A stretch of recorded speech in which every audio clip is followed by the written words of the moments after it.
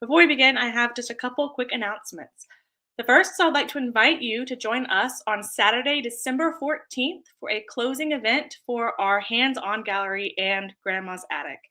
In case you did not know, that gallery is going to be closing at the end of this year for renovations. And so we would like to host this event from 10 to 2 on Saturday, December 14th, in order to be able to kind of say goodbye to the space and experience it one last time. For information on that, look to our social media or join our emails. I'd also like to invite you to join us on Thursday, December 19th at noon for our next Food for Thought, as Wanda Battle will present about Montgomery's tourism renaissance. So that's going to be at noon in our Farley Auditorium, but it'll also come to you here on our Facebook and YouTube channels. I'd also like to announce that we're going to be taking a slight break from Research Rundown in January, but we will return with Research Rundown on February 3rd. So be looking out for all information for that Research Rundown. Now, without further ado, I'm going to welcome Carlie Anne Medley to the stage. Welcome, Carlie Anne. Hello. Hi, everybody. As Alex said, my name is Carlie Anne Medley, and I work in the research room. I'm going to be talking to you today about the Works Progress Administration collections that we have here at ADAH, specifically those that are online. So you should be able to access the 3 different collections we're going to talk about today through our digital collections, and you're going to get step-by-step instructions on how to do so. So let's get started. So first, let's talk a little bit about what the WPA is. Many of you have probably heard of it. Some of you may not have. So during the Great Depression in 1934, over 11 million Americans were unemployed.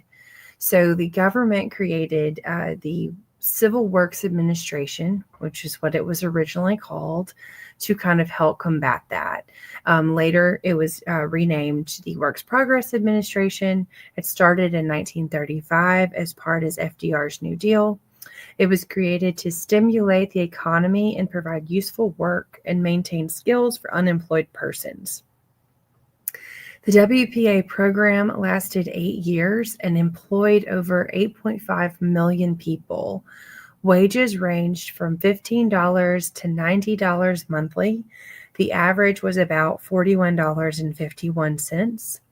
And the concept was to create work over welfare. Many worked with state and local governments to run their projects. I have 2 examples here, 2 photographs. They're both from the National Archives. But they depict different things in Alabama that the WPA worked on. The top one is the Alabama State Training School for Girls that was built by the WPA. And then the bottom picture are the sidewalks in Atmore. So many of you that may live in smaller towns or even bigger towns in Alabama, probably a lot of your sidewalks were constructed during that time period. Work focused mostly on public work projects and improvements. So these could be things like mostly roads and public buildings, but there were many other more things than that. Construction projects included over 650,000 roads, 125,000 public buildings, 75,000 bridges, 8,000 parks, and 800 airports. So these are just really staggering numbers to me. To think about how many roads and bridges and things like that were constructed.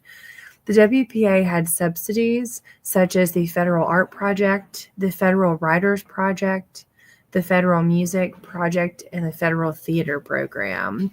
Artists, musicians, writers, and actors were employed by the WPA, and their works focused on cultural enrichment.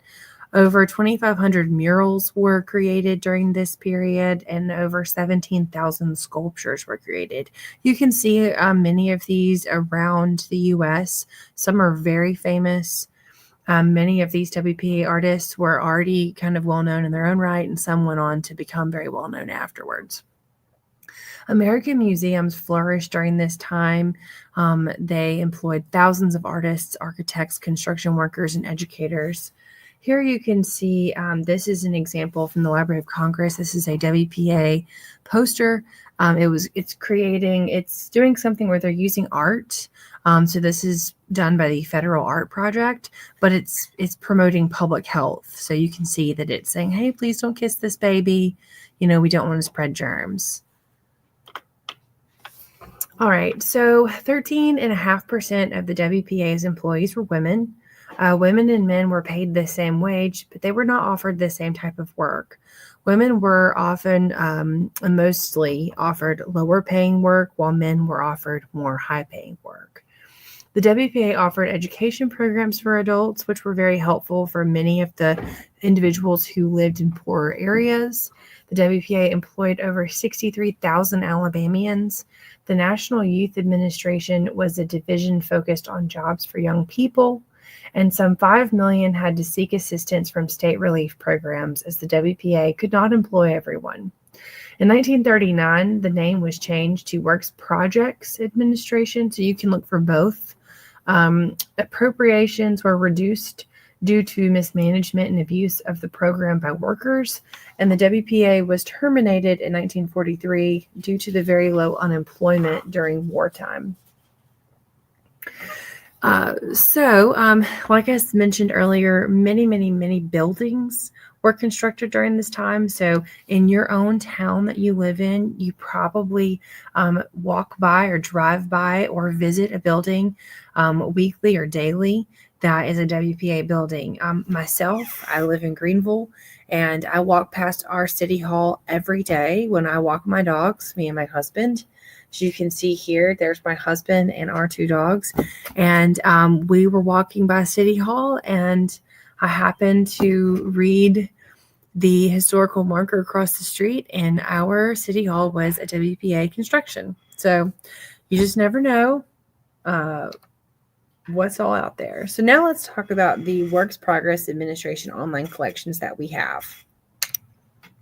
The first one we're going to talk about is the WPA Church and Synagogue History Surveys. So this collection includes information for churches, synagogues, and religious institutions that were documented in our physical collection. These records are incomplete, so they are not every single church and every county is going to be recorded. Some chose to document themselves and some did not. So it just depends on who submitted paperwork.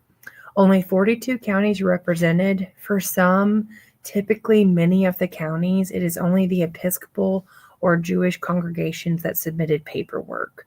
So some counties, you may only see one of those churches or synagogues. The Alabama Historical Records Survey was a subsidy of the WPA. That is who created these records. This collection was published online in August of 2023. And in this collection, there are samples and instructions that were sent out to participants. So you can see exactly what they were instructed to do, like what questions they were supposed to ask and what they were supposed to fill out. These began by creating an inventory of church and synagogue records in 1936. Field workers collected the information about local congregations, and then historical sketches and summaries were created by staff in the Birmingham State Office. And so there were 2 forms that you'll see used. One is the church records form, and the other is volumes and unbound records form. Like I said, these are online, so you can view them from anywhere. You do not have to physically be in our building to view them. So here is a step-by-step instructions on how you would view this collection. You would first visit our digital archives homepage. You would look for the little blue box that says WPA Church and Synagogue Surveys, and then you would go to that home page. You can read about the collection, and then you can either choose which county you would like to see all the surveys submitted by that county, or you can browse. If you have a particular church that you want to search for, you can search for it there. And then once you have selected the church or synagogue that you want to look for at, you just click view and you're able to see it. So our first example here, this is the survey for St. Thomas Episcopal Church in Greenville. You can see it's got a typed sheet. There's also a handwritten form. It has both forms. It has the church records form and the volumes and unbound records form. There's a picture there at the bottom of that church. This is an older picture.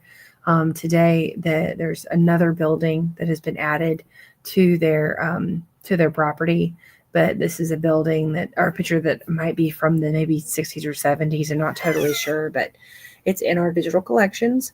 So the form that was filled out by St. Thomas was submitted by Katie L. Autry in 1939. This is the only church that submitted any forms in Butler County.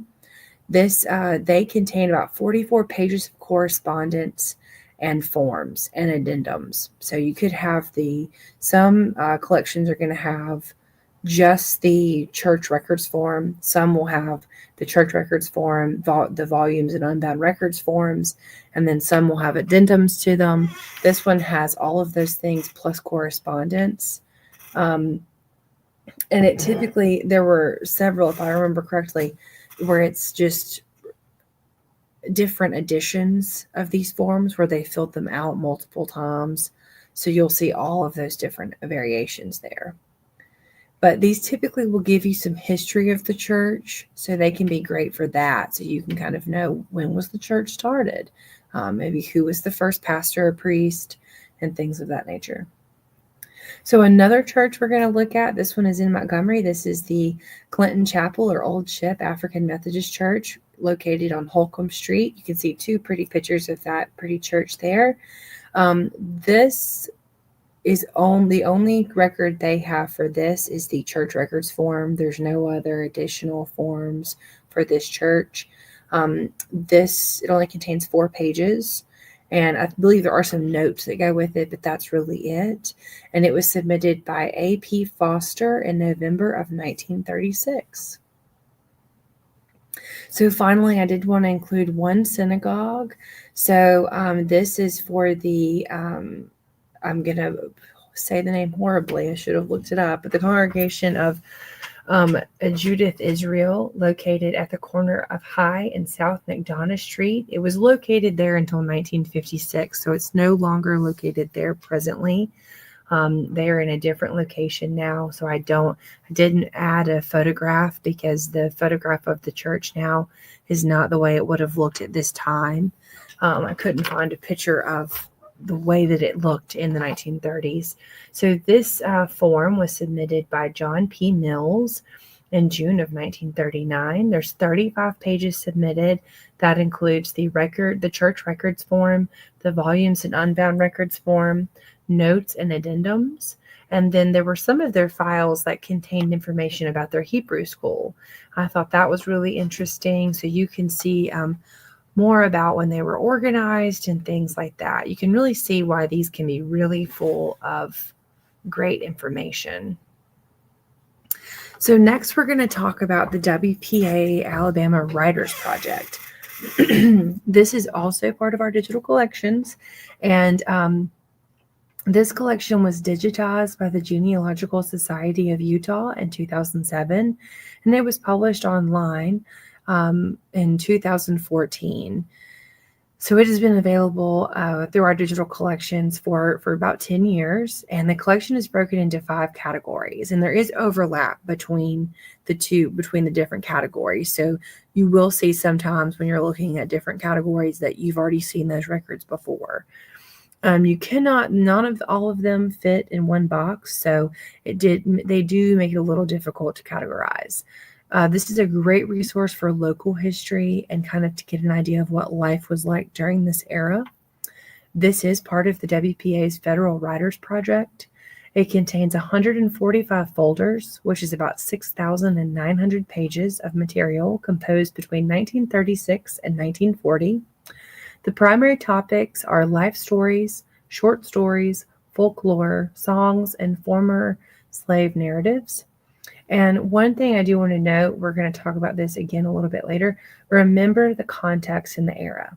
Some of the language and views that are described in these letters are not the ones that we hold today. So some of the language and ideas that are being stated in these letters might just be unusual for us to read today. So just know that going forward. How to find these? You would visit our digital collections, and then you would look for the Alabama Writers Project blue box.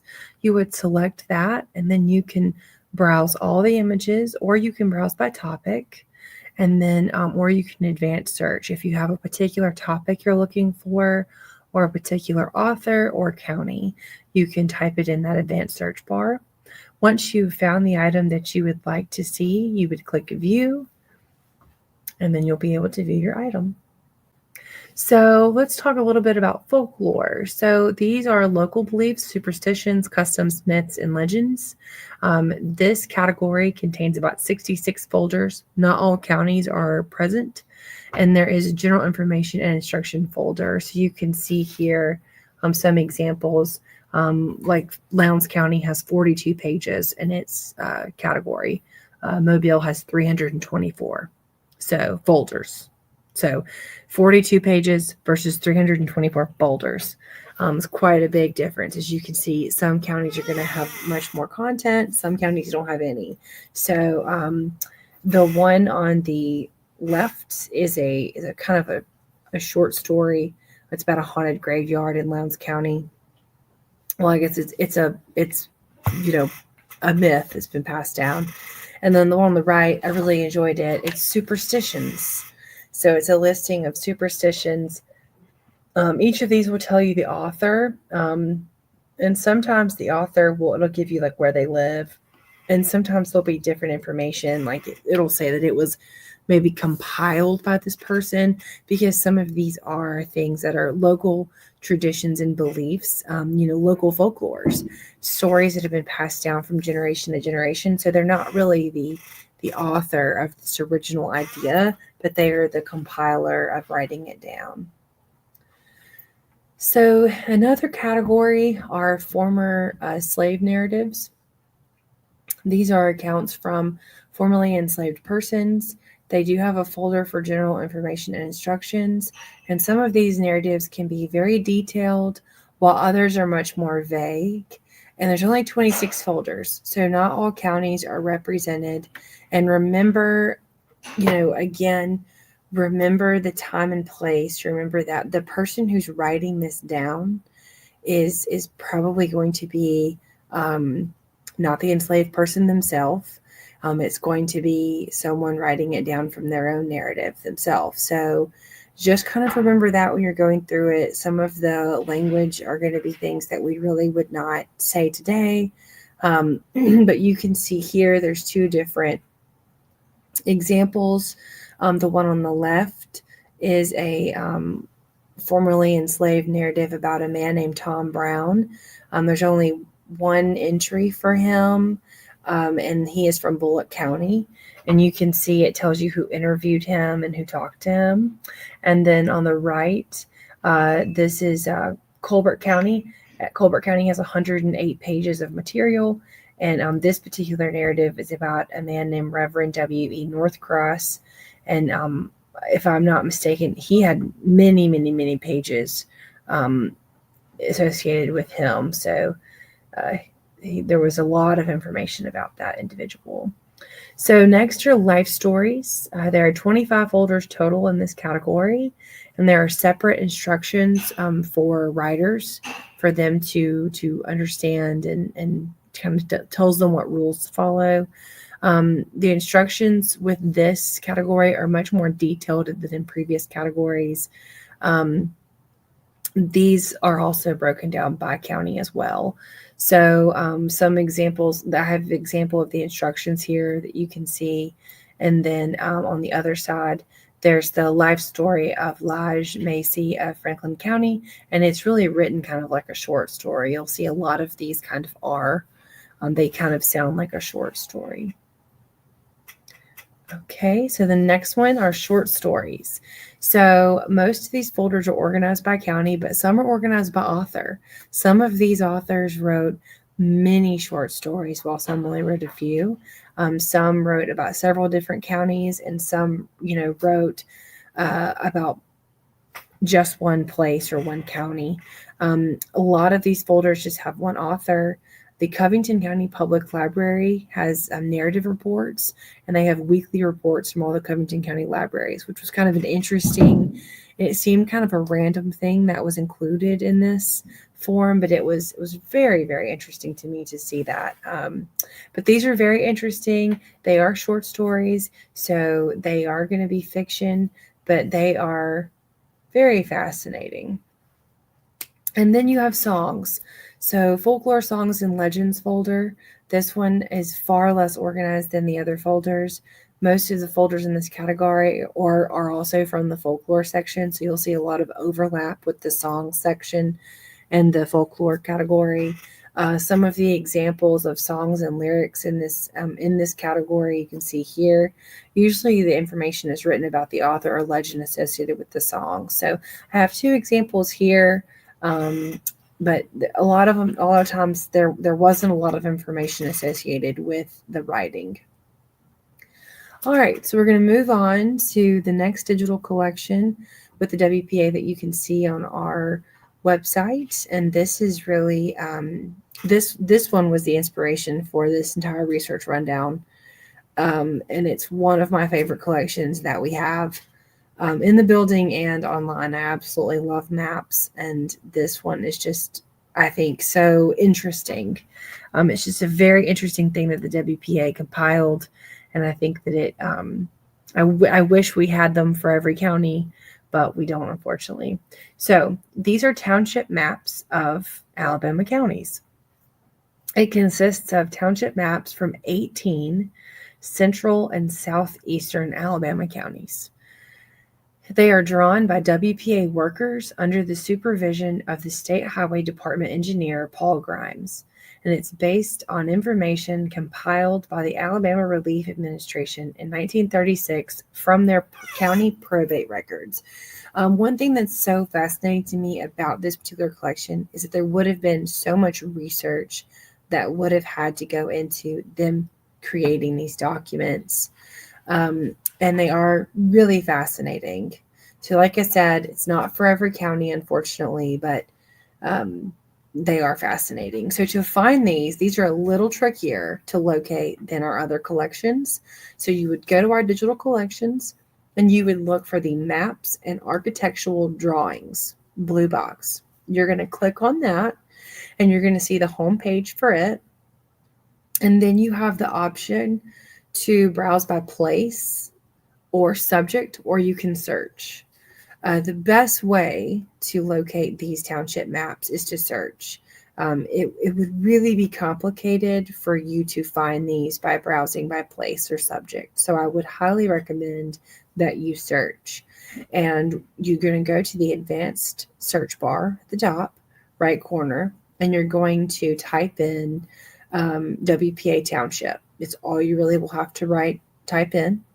And you're going to click enter or click the magnifying glass, and your search results will look like this below. Autauga County is going to come up first because these are in alphabetical order. So these maps are organized by county, township, range, and section. You will have to know that information to find the person or area that you are searching. You can easily find township, range, and section by using Google or other records. It's not something that you magically will have to know. The township, range, and section does not change. So the township, range, and section that was created in 1800 is the same one that exists today in 2024. So you can easily Google this information, township, range, and section, if you don't easily have access to that information. And there are 18 Alabama counties that have these maps. So they are Autauga, Barber, Bullock, Butler, Coffee, Covington, Crenshaw, Dale, Dallas, Elmore, Geneva, Henry, Houston, Lee, Lowndes, Macon, Montgomery, and Pike. So as you can see, a lot of those are rural counties, and most of them are in the southeastern part of our state. They do not include cities or urban areas. Obviously, some of these township and ranges will include a city. Like, for example, Lee County is going to include Auburn, but the what is mapped out is not going to, it's not going to give you all the property owners in Auburn. It's going to give you everyone who's, outside the city limits. So just know that we're going to see an example of that so that you can kind of understand what that would look like. So only rural areas are included, and the landowners are named on these township maps, and that's what makes them so important and interesting. So here's an example. This is the township map for Township 8 North, Range 13 East of Butler County. As you can see, this includes the town of Georgiana, but there are no landowners listed for the city, and there's no separate page with them listed. So you can see the town of Georgiana is kind of down here at the bottom, and it's in section 27, but it's not, there's no landowners there. What you can see is here's kind of a larger viewpoint here. You can see W.T. Smith Lumber Company. If we go back, you can see W.T. Smith Lumber Company all over this map. They owned a lot of area and property. W.T. Smith Lumber Company became International Paper, and then they were Union Camp, and then they were Coastal Forest Products, and now they are Boise Materials, I believe, and they are a paper mill, or not a paper mill, but they are a sawmill and a wood mill. So you can see, let's see the zoomed in part. There's W.T. Smith Lumber. All of these numbers here are owners of property. So some of these you can see a name. You can see Sam Stevens, W.J. Warren, and some are just numbers. So there's W.T. Smith Lumber. There's number 61. So there's a key that's got everybody with a little number for this township and range listed out. Obviously, I know you can't see this tiny writing, so I'm going to make it larger. 61 is Ada Glenn. So you can see that. You can see all these other names too. And it gives you section 23. She's got 3.5 acres. So, all right. So the next page, this is Township 8 North, Range 14 East.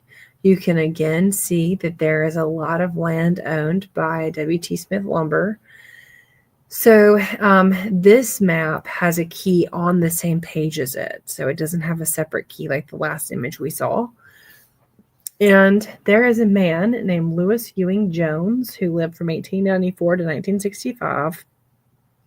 And his family lives in section 36, which is down here at the bottom, at the very bottom right corner. And Ewing Jones, as he was called, is my great-grandfather. And his property is this box right here. There's all these Bozemans that live near him, Pages, Whittles, and Knoll, and that's actually supposed to be Knoll, N-A-L-L. This is exactly where my family is from, and matter of fact, my great-grandfather owned this property, and then later, years later, actually acquired more land in Township 8 North, Range 15 East, in the adjoining section to this. And that is where my father, my uncle, my brother, and my grandmother all live today. So all of these names that I can see on here are names that I also grew up with. So there he is. All right. That is the end of our research rundown. Does anyone have any questions about any of the things we talked about today? Yes, if anyone wants to ask a question, you can put it in the comments and it'll be sent to us. While we wait, I do have a couple of questions. The first was about the church records. Do we have any other church records in our collection that might complement the WPA ones so that people could get an even fuller story about churches here in Alabama? Yes, we do. So we have the church and synagogue records. They are different than the ones we talked about today. The ones we talked about today are on our digital collections, and they're created with the WPA. The other ones we have are not created with the WPA, and they are church or synagogue records that have been donated to us. So we have a database on our website that you can go and you can search for a denomination, or you can search for a particular church or synagogue and see if we have any material for that church. A lot of them we do, especially in the Montgomery area. So, but those are completely different. They are not the same thing. So if you find your church's WPA files and you think, oh, I wonder if they have any other records here, you can always look at the database on our website. And if we have something, you probably would have to come in to see it, but you are more than welcome to do that. So that way they can kind of maybe get two different avenues, especially if you're doing church history or something like that. You can get two different avenues, but check out the WPA first, see if we have anything else, and that can kind of round it out. Another question I had was about the kind of the literature side of it. Do we have a list of the Alabama authors who participated? Is there anything we can find out more about those men or women who participated in it? I don't know of a comprehensive list that we have. It wouldn't be a bad idea to really create one, but a lot of those documents have the authors' names written there. But I don't believe, to my knowledge, there's not like an actual list that we have of every single person that participated in the writing project. So that's something that maybe one day there will be, but we don't have one now for people to look at. Right. Yeah, to my knowledge. We have a question from Facebook. I'm sorry I'm not able to share it just because of how StreamYard's working right now. But it says, didn't the WPA also compile marriage records for most of the counties? Is that true? Do you know? Do you have that? Some of them, we have some books, some physical bound volumes of books that where the WPA did, they would go to like the courthouse and they would type up, well, I guess they would probably write it first and then they would probably type it later. But they would type up a little bound volume of WPA marriage records. So we do have some of those, and they probably, if you're not here in Montgomery, there's probably your public library may also have copies of those. They're usually little bound volumes. And I don't know if they did that for every county, but and some of those are also online. Some of you have maybe seen those WPA church or marriage records on Ancestry or Family Search, where they'll have, John Smith married Jane Doe in Montgomery on this date.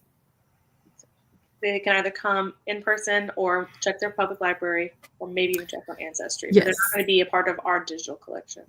Right. It's not on our digital collection. Mm-mm. These are typically bound volumes, and really they're best served that if you know someone may have gotten married in a certain county and you haven't seen the record, you can always use those bound volumes to verify that they were married in that county and then find the page number maybe on which reel to help you actually see the original record. It's going to be kind of like an index is what it would be more like. There's so many different types of records within just this one collection. I mean, even when you were kind of going through, I was just amazed. Everything from, literature to church history, and then there's some bound volumes of marriage records. It's amazing that the things that people can use these for. And the type of work they created for people. Yeah. They really were trying to create something for people to do. All around, whether building something or gathering information, and that's so. This has been very informative, and I know I learned a lot about the WPA and about our collections here, so thank you so much. And thank you to everyone who joined us, and I hope to see y'all again in the new year. Bye, y'all. Bye.